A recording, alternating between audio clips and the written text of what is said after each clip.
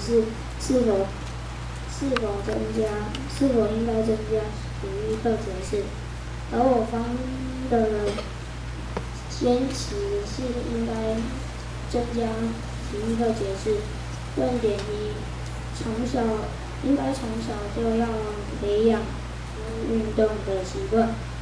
日本学校的功课表和台湾的差不多，不一样的是体育课占的比例很重，一周有3堂课。教育部调查发现，台湾学生运动少，体能差。续走路上学后，教育部呼吁学校将早自习改成早晨活动时间，并鼓励学生下课到室外活动。回家后不要坐着看电视、打电脑，每天多动1小时，至少要走6000步。何卓飞表示，因为台湾孩童的运动时间少，体力下降，因此教育部提出早自习不如喊运动口号，希望学校重视活动时间，而鼓励学生运动也将纳入学校指导访评的重点工作。论点2，每周2节体育课的时数较少，学生运动量不足。教育部调查发现，学校学生对体育课的喜爱度很高。中小学认为体育课时数不足的比例都很高，认为足够的比例。中学生尤其感到不足。以过去2年调查发现，调查结果指出，学校体育课以每周2堂居多，在小学有4%比例每周只上1节体育课。依比例推算，小学有相当多的学生体育课的时数是不足的，而孩子们吃得多、动得少，看电视、玩电动游戏、上网的时间增加，出门坐车少走路。由于课业压力，孩子们在做闲整天看书，减少户外活动，这样是很容易变胖的，而脂肪较容易引起脂肪肝、糖尿病、高血压那些等等。在心理层面上，会较有缓解压力的与低自尊心的心理问题。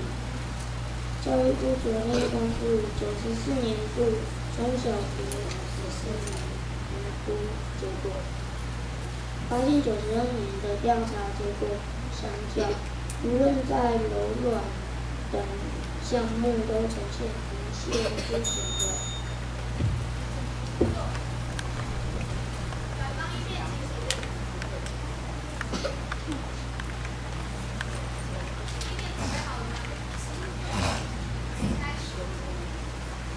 大家好，我方主张小学应增加体育课节次，主要是增加体育课节数势必会影响到其他的课程，那课程会赶不上进度，老师有可能会教得比较快，学生可能会没办法那么快的吸收和了解。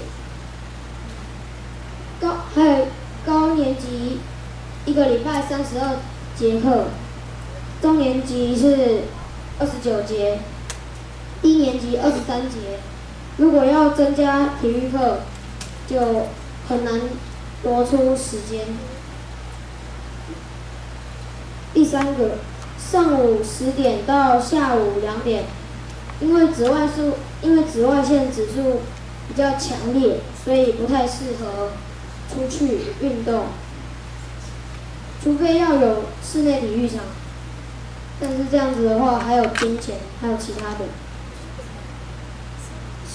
如果是增加的话，可能会造成有人太兴奋，然后可能会撞到别人，然后会这样像骨牌那样倒，然后就造成意外。厉害的人就是因为有些不太会，就是不太会做那项运动，那厉害的人可能就会排挤他们，那弱的人可能就心里会有创伤。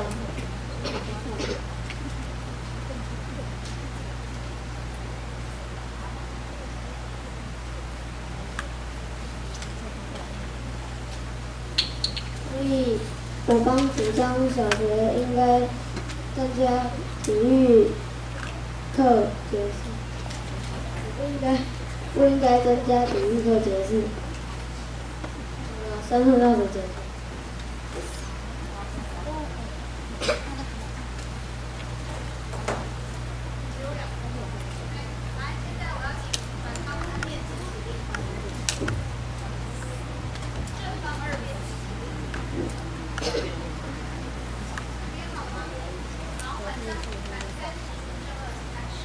你们刚刚是不是说，要增加体育课节数？然后呢，如果增加体育课节数，是不是就是没办法描述？是不是没办法描述时间？其实那个我们一个礼拜课程的话，也有一些弹性的时间，例如说综合课或者是健康课，你们也可以把这些课堂拿去当体育课活动。但是如果课堂上就是要赶进度的话，那你平时上课认真一点，老师教的认真一点，那这样课程进度又不必那么紧凑。不是我的意思是说，就是如果是有就是突然的事，就是导致那个课堂上不完。那这样我们也可以跟体育老师借课。为什么要跟体育老师借课？因为你说课上不完，就是要借课来补进度啊。所以就不能增加体育课节数。那如果你平时不赶进的话，还是可以增加体育课节数。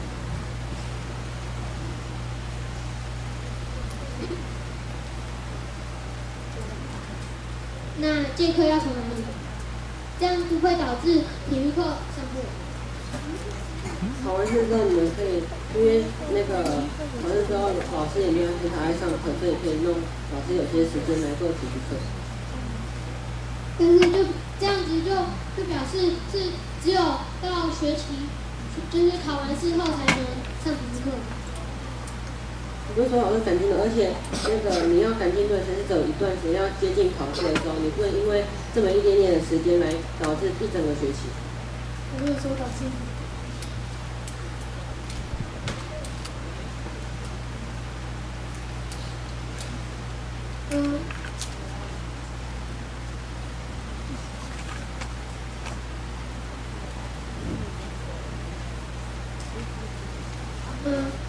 那如果你们要上体育课的话，是要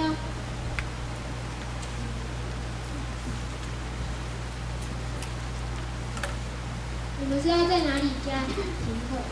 在哪一个地方加上体育课？而且可以不一定要加体育课，可以在就是下课的时间自己去户外活动。那个你下课的时候，你那个不一定要户外活动，你可以在教室里面阅读啊，或者是准备下一堂课的东西。为什么一定要在那个体育？为什么一定要在下课时间的时候做体育？因为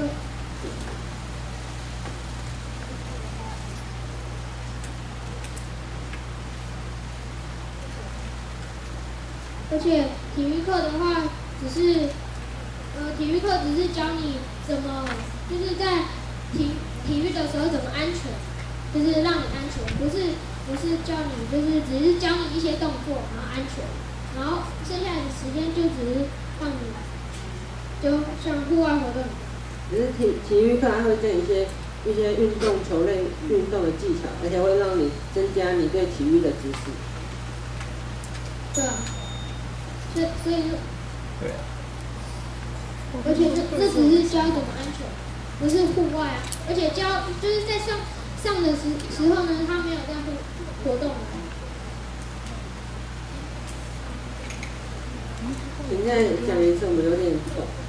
就是在上课的时候，就是不一定会，就是上课的时候有可能是，就是像老师在教导怎么，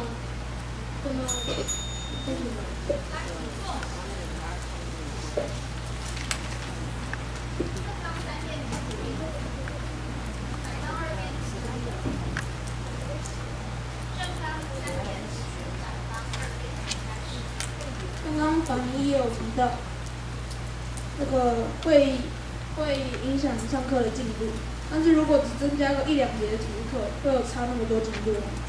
但是1、2节课就可以上完很多页。那原本的课上不完。原来的课就通常很多班级的老师都会因为有一些突发事故，然后所以课程没办法完整的进行。例如什么突发事故？那可能有一些学校进行统计之类的，那他们就必须要借用时间来，就是做他们的公式。统计什么？就是学校有一些教育部什么东西都会来学校进行调查之类的，就是各种事情，他们都需要借用到时间。例如？难道你们班上选干部都不用时间吗？没时间。然后下课选干部还是上课选干部？午休。那你们午休不用睡哦？想睡的人可以睡，而且选完就可以睡了，选又不用很久。但是就算那么一点点时间，还是会用到啊。开学的时候前1个礼拜其实不太会上什么课，那时候就可以选干部了。那除了选干部之外，还有很多事情啊。例如什么事情？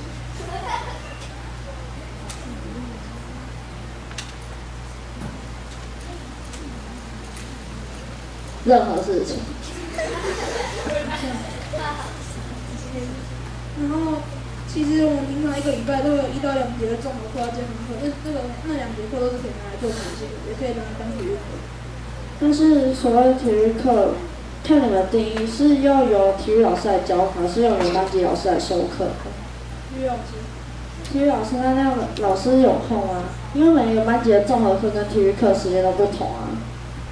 多请一些体育老师就好了。多请一些体育老师，他会考虑到薪水问题。政府拨。政府拨那钱哪来？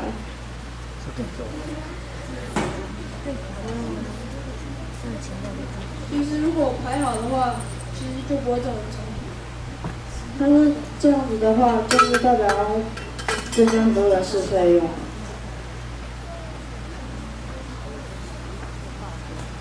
就时间排好就好，就不用多请人。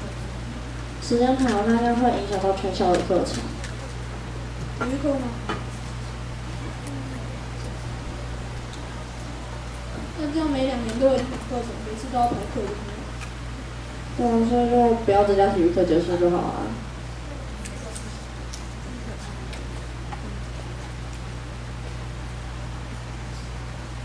因为我们的运动量应该是要每天持续的，而不是1个礼拜只有2节课，这样是不够的。但是像每个礼拜只有2节课，老师主要不是要我们去很用力的运动，他是要教导我们怎么安全的进行体育，所以课程的方向是不对的。那这样还有什么时间可以拿来运动？假日。假日我说过，每天都要运动才能维持达到效果。每天都要运动，那你回家都在干嘛？回家都要看电视。那回家看电视的时间就可以拿来运动啊。家里要做什么运动？你会在家里乱跑啊？楼下常会有人上来骂。难道你要穿运动鞋跑吗？只要是不用做太激烈的运动，就不会影响到住户啦。在家里的运动算运动，那打电脑算手指运动。对啊，那也算运动啊。对身体有什么帮助？他只有手指。我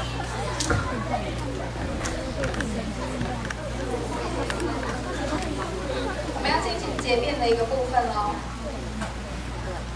来，正方四辩请起立。正方四辩好了吗 ？OK， 好，正方四辩请开始。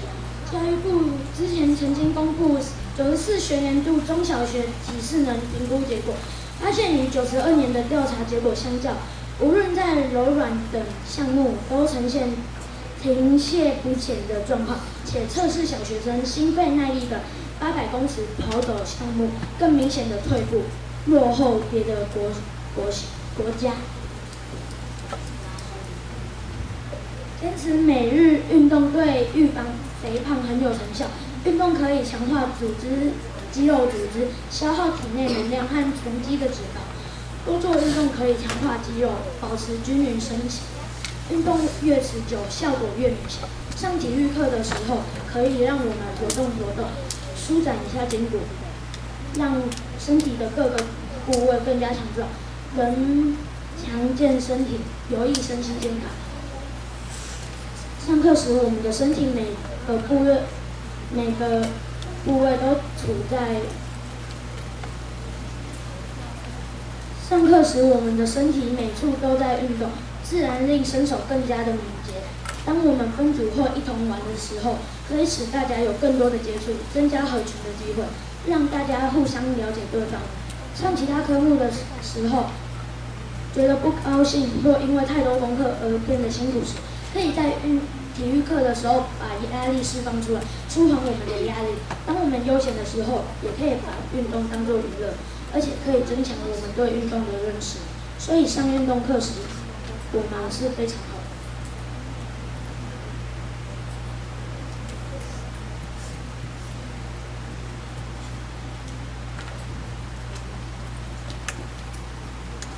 其实运动跟智慧有直接的关系。有个实验研究500名学童运动和学业成绩的关系，发现每天上1个小时体育课的孩子，在考试成绩上比较好。大学参加运动计划后，在学业成绩也上升了。连50岁的中年人在参加4个月的走路计划后，心智也表现得比4个月前提升了10%。另一个实验则是做65岁的老人，也同样得到一样的结果。其实打篮球也是一个非常符合演化目的的运动。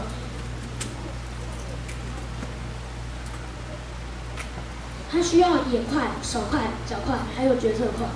球员拿到球大约只有千分之几秒的时间，必须下决定是自己投篮还是要传给别人。如果是自己投，大脑得马上计算球投进篮的几率，以及投不进时传给别人的后果。所以鼓励孩子运动，其实是促进他大脑功能的整合，对他以后出社会的应变能力有帮助。还有你们刚才一遍有说到的那个，假如有人不会的话，那是会受伤之类的。那就是因为他不会，才要去学习，知道该怎样才不会受伤，然后多接触，不是吗？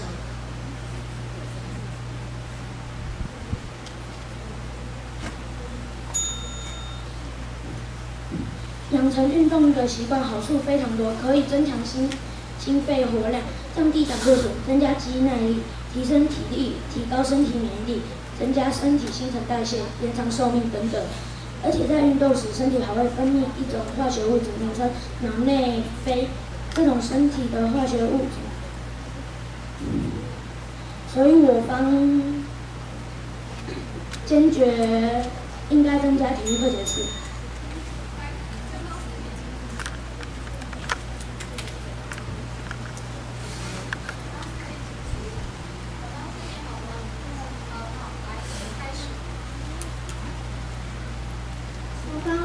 小学应该增加体育课的节次，因为方主张小学不应该增加体育课节次，因为如果增加体育课的节数，这样子的话就会影响到别的课程，然后这样子的话课程就可能会其他课程就会赶不上进度，这样子的话老师的上课的速度会加快，或者是说会讲不完的话，这样学生就没有办法彻底的把老师说的知识给彻底的吸收跟了解。然后呢，而且高年级我们刚刚有说到，高年级一个礼拜有32节课，中年级有29节，低年级23节。那我们要增加体育课的话，一定是要从这些体育课结束来增加体育课。那么，因为已经有现有的时间的话，势必会减少别的课程，所以要从哪里挪时间出来？看到没有？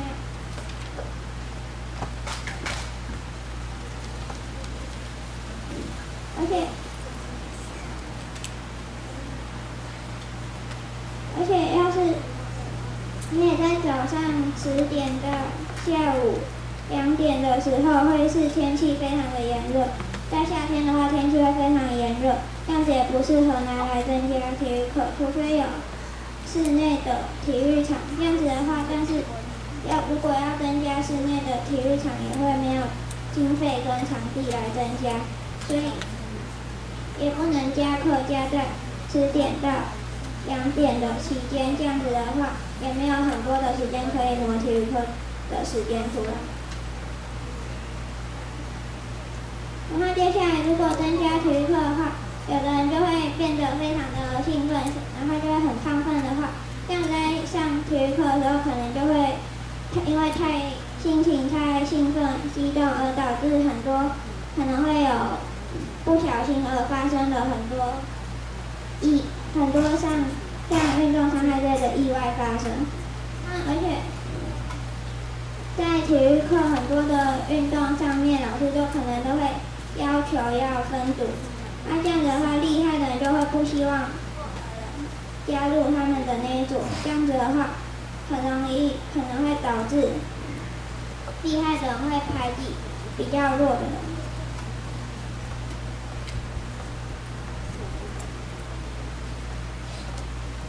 而且刚才正方1辩还有4辩，他们讲的大多数的论点都是在讲体育的好处，而体育并不能跟体育课画上等号，所以他们的论点。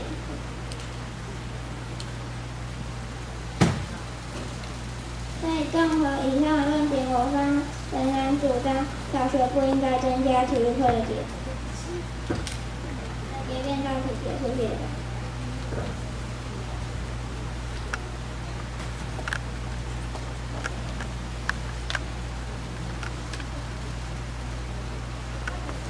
刚刚你们的结辩只有9/3。好，那现在呢，我要请李晨宇帮我收虫的，陈鹏昌去帮我收之前的。